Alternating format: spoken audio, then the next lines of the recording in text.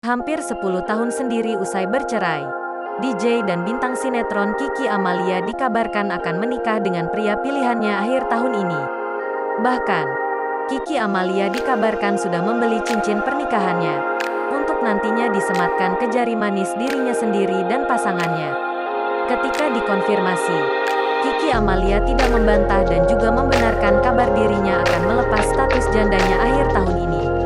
Soal nikah, insya Allah didoain aja, kata Kiki Amalia kepada Arta Kota, Tribunnews.com Network, ketika ditemui di kawasan Melawai, Jakarta Selatan, Sabtu, tanggal 8 Oktober tahun 2022. Wanita berusia 40 tahun itu tak mau bicara soal pernikahan sebelum waktunya.